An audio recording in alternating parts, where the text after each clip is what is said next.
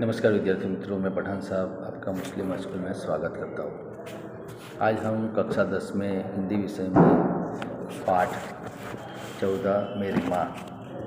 हम पहले की वीडियो में देख चुके हैं। लास्ट टाइम हमने देखा कि राम प्रसाद बिस्मिल ने बात की कि जो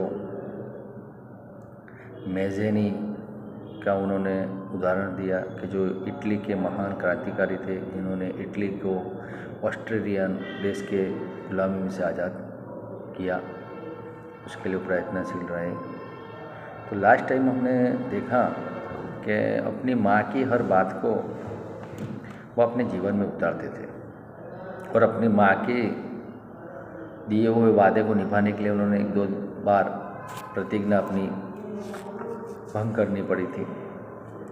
अब हम आगे देखें। जन्मदात्री जननी, इस जीवन में तो तुम्हारा ऋण उतारने का प्रयत्न करने का भी अवसर न मिला। ये सब बातें राम प्रसाद बिस्मिल कारावास में, जेल में हैं, तब ये सब बातें बता रहे हैं कि जन्मदात्री जननी, इस जीवन में तो तुम्हारा ऋण उतारने का प्रयत्न करने का भी अवसर न मिला।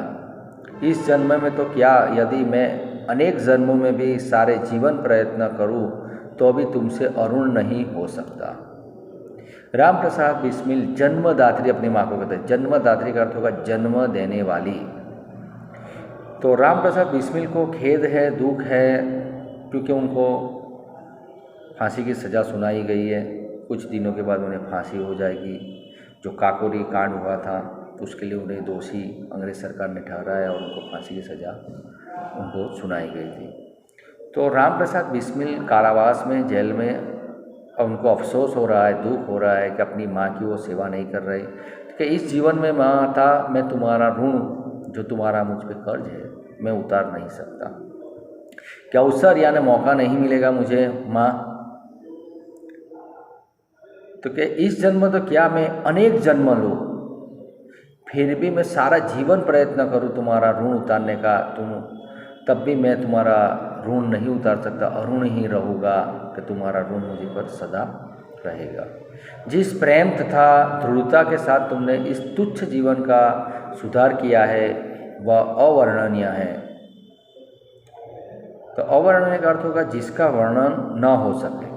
तो राम प्रसाद बिस्मिल कह रहे हैं कि माँ, तुमने मेरे तुच्छ जीवन का, इंसान कुछ नहीं है। इंसान जन्म लेता है, बच्चा छोटा, तो छोटा बच्चा होता है, वो किस तरह बनेगा उसके माँ बाप डिपेंड होता है, उसको वातावरण, परिवेश, समाज, ठीक, उसमें सबसे बढ़िया भूमिका होती है उसकी माता की, माँ बाप की, उसमें और सबसे ज़्यादा माँ की।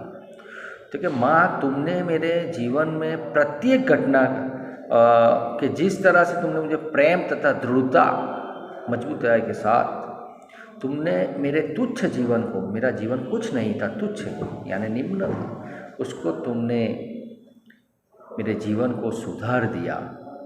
वह अवर्णनीय, मैं उसके बारे में, मेरे पास शब्द नहीं है। तुम्हारी दया से ही मैं देश सेवा में संलग्न हो सका। माँ, तुम्हारी दया थी मुझ पे, तुम्हारी ही कृपा थी। हमें मालूम है जब राम प्रसाद बिस्मिल कॉन्फ्रेंस में जा रहे थे, कांग्रेस के अधिवेशन में, तब उनके पापा और उनकी दादी विरोध कर रही थी, लेकिन उनकी माँ थी, उन्होंने उनका पक्ष लिया और उनको जाने दिया कि माँ, तुम्हारी दया, प्रेम के कारण ही मैं देश सेवा में संलग्न यानी उसमें शामिल हो सका, मैं उसमें हिस्सा बन सका। धार्मिक जीवन में भी तुम्हारे ही प्रोत्साहन ने सहायता दी। धार्मिक, जो धर्म का ज्ञान मुझे मिला, मेरा जो धार्मिक जीवन है, धर्म के प्रति श्रद्धा है, उसमें भी माँ तुम्हारा ही सहायता मुझे मिली और तुमने ही मुझे प्रोत्साहित किया। जो कुछ शिक्षा मैंने ग्रहण की उसका भी श्रेय तुम्ही को है। माता, मैंने जो जीवन में शिक्षा ग्रहण की, मैंने जो पढ़ाई लिखाई की, उसका भी श्रेय मैं तुम्हें देता हूँ। तुम्हारे कारण ही मैं अच्छी पढ़ाई कर सका।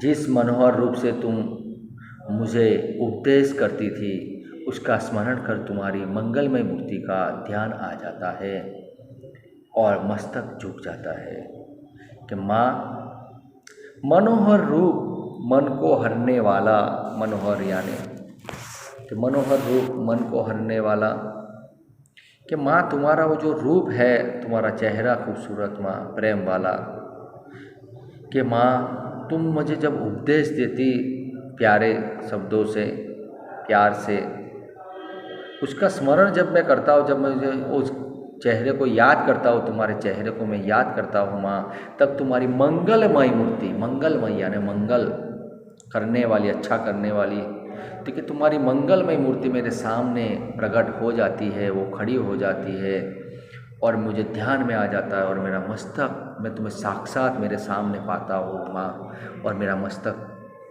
झुक जाता है, तुम्हें प्रणाम करता है।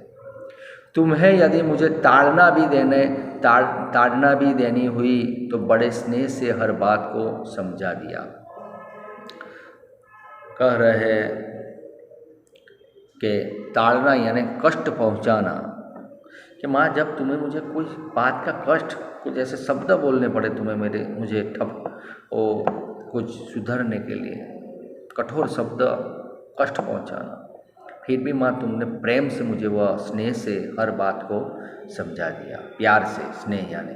यदि मैंने धृष्टापूर्ण उत्तर दिया तब तुमने प्रेम भरे शब्दों में यही कहा कि तुम्हें जो अच्छा लगे वह करो, किंतु ऐसा करना ठीक नहीं, इसका परिणाम अच्छा न होगा। कि जब मैंने तुम्हारा सवाल का जवाब धृष्टापूर्ण यानी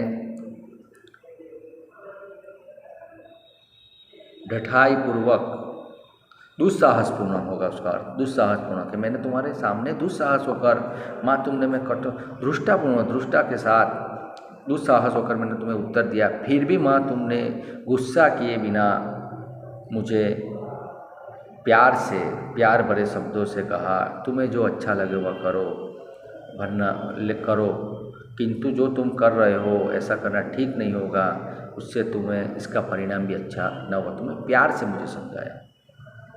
जीवन दात्री यानी जीवन देने वाली, जीवन दात्री यानी जीवन देने वाली, तुमने इस शरीर को जन्म देकर केवल पालन पोषण ही नहीं किया, बल्कि आत्मिक, धार्मिक तथा सामाजिक उन्नति में तुम ही मेरी सदैव सहायक रही।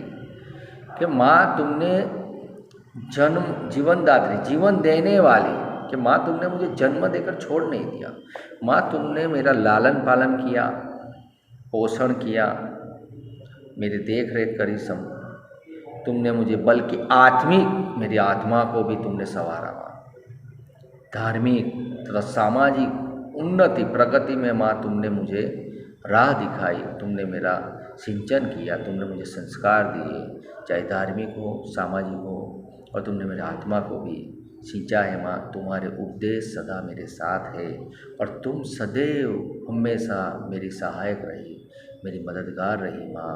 क्योंकि हम जानते हैं कि माँ का रोल क्या होता है बच्चे के जीवन में, क्योंकि माँ बाप से ही बच्चा जो कुछ सीखता है, उसके लिए माँ उसकी पाठशाला होती है।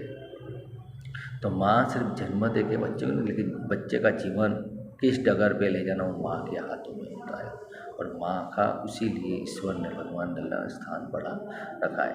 तो कहते हैं कि माँ सिर्फ जन्म नहीं देती, लेकिन बच्चे का जीवन भी संवारती है। जन्म जन्मांतर परमात्मा ऐसी ही माता दे। राम प्रसाद बिस्मिल परमात्मा से, ईश्वर से, भगवान से प्रार्थना करते हैं कि भगवान कि मुझे जन्म जन्मांतर ऐसे ही माता देना, यही माँ मुझे देना।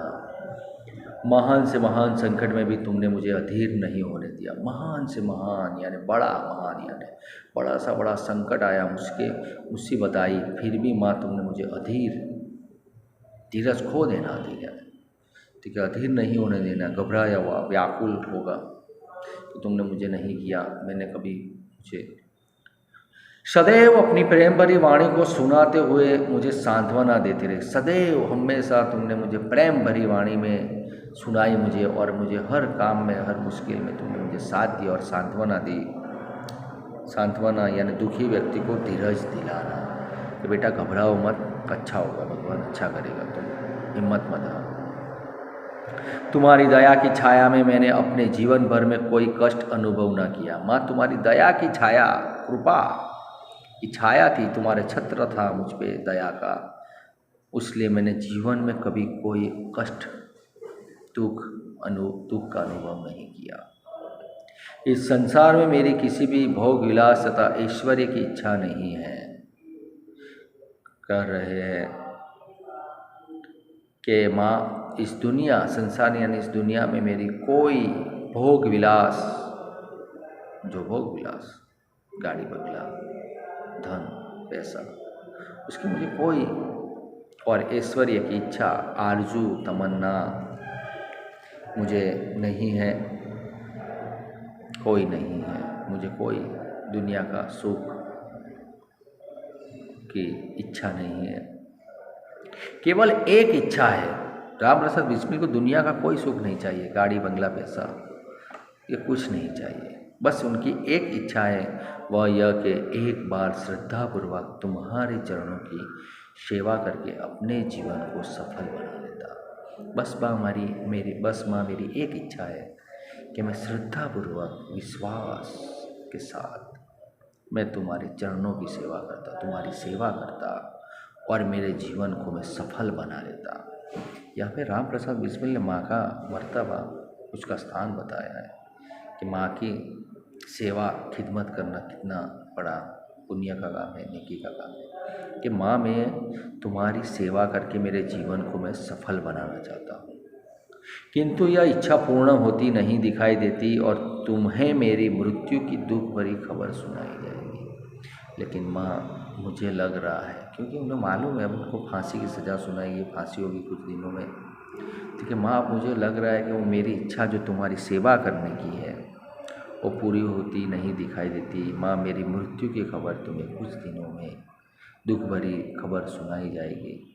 माँ मुझे विश्वास है कि तुम यह समझकर धैर्य धारण करोगी कि तुम्हारा पुत्र माताओं की माता भारत माता की सेवा में अपने जीवन को बलि देवी की भेंट कर गया और उसने तुम्हारी कोख कलंकित न की, अपनी प्रतिज्ञा पर दृढ़ रहा। तो कह रहे हैं कि माँ जब मेरी मौत की खबर तुम्हें सुनाई जाए दुख भरी, तो माँ तुम तुम्हारा धीरज मत खो देना, धीरज मत खो देना, तुम धीरज रखना। माँ तुम्हारा पुत्र, तुम्हारा बेटा माता होगी, माता भारत माता की रक्षा के खातिर अपने जीवन को बलिदान दिया है और तुम्हारी कोख बच्चा जन्म लेता है माँ की कोख से, तो उसको कलंकित नहीं किया। उसने कलंकित यानी जिस पर कलंक लगा हो कि माँ तुम्हारा नाम मैंने अमर किया है, तुम्हारे नाम को मैंने मिट्टी में नहीं मिलाया, मैंने तुम्हारी कोख को कलंकित नहीं किया। जिस पर कलंक लगा हो वह मैंने कलंकित नहीं किया, मैंने तुम्हारा नाम गौरवशाली, तुम्हारा नाम को मैंने रोशन किया है और मैं अपनी प्रतिज्ञा पर दृढ़ रहा। जब स्वाधीन भारत का इतिहास लिखा जाएगा तो उसके किसी पृष्ठ पर उज्जवल अक्षरों में तुम्हारा भी नाम लिखा जाएगा। कि माँ जब स्वाधीन यानी आज़ाद भारत का इतिहास लिखा जाएगा तब कोई पृष्ठ यानी पेज पर उज्जवल अक्षरों में माँ तुम्हारा भी नाम लिखा जाएगा। हम देखते हैं, इतिहास पढ़ते हैं, जो शहीद हुए हमारे देश के वीर जवान, उनके माँ बाप को याद किया जाता है, उनके गांव को भी याद किया जाता है, लेकिन तुम्हारा भी नाम उज्जवल अक्षरों में लिखा जाएगा इतिहास में और तुम्हें भी याद किया जाएगा। गुरु गोविंद सिंह जी की धर्म पत्नी ने जब अपने पुत्रों की मृत्यु की खबर सुनी तो बहुत प्रसन्न हुई थी और गुरु के नाम पर धर्म रक्षार्थ अपने पुत्रों के बलिदान पर मिठाई बांटी थी। अब यहाँ पे गुरु गोविंद सिंह की बात आती है।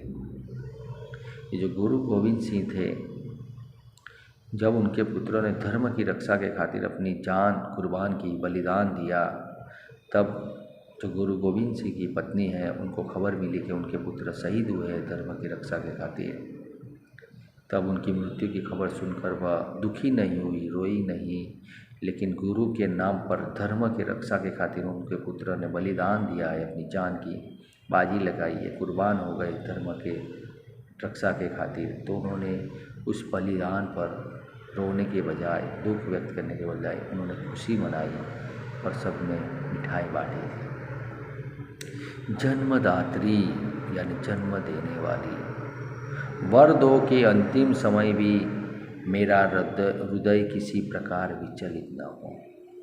अपनी माँ से कह रहे हैं कि जन्मदात्री है, जन्म देने वाली माता, मुझे वरदान दो, मुझे वरदान दो माँ, कि मुझे आप आशीर्वाद दो, वरदान दो, दुआ दो कि जब मेरी मौत आए सामने, जब मैं फांसी के फंदे से लटकूं, तब भी मेरा मन विचलित ना हो, अस्थिर, विचलित यानी डिगा हुआ, कि मेरा मन चंचल ना हो जाए, स्थिर रहे मेरा मन, और तुम्हारे चरण कमलों को प्रणाम कर मैं परमात्मा का स्मरण करता हुआ शरीर त्याग करूं। कि माँ तुम मुझे वरदान दो कि मेरा मन अडग रहे, और जब मुझे मौत आए, फांसी के फंदे में मैं लटकूं, तो मैं तुम्हारे चरण कमलों को, तुम्हारे पैरों को प्रणाम कर कर मैं भगवान का स्मरण करता हुआ मेरा देह को, मेरे शरीर का, आत्मा मेरे त्याग दे, मेरा जीवन शरीर में त्याग करो, कि मेरा जो जीव है, मेरी आत्मा है, मैं तुम्हारे चरण कमलों को स्पर्श करता हुआ, भगवान का स्मरण करता हुआ इस शरीर को मैं त्याग दूँ। ऐसी मैं माँ तुमसे आशीर्वाद चाहता हूँ, वरदान चाहता हूँ, मुझे वरदान दो माँ, बस इच्छा है। यहाँ पे इस पाठ पूर्ण हुआ।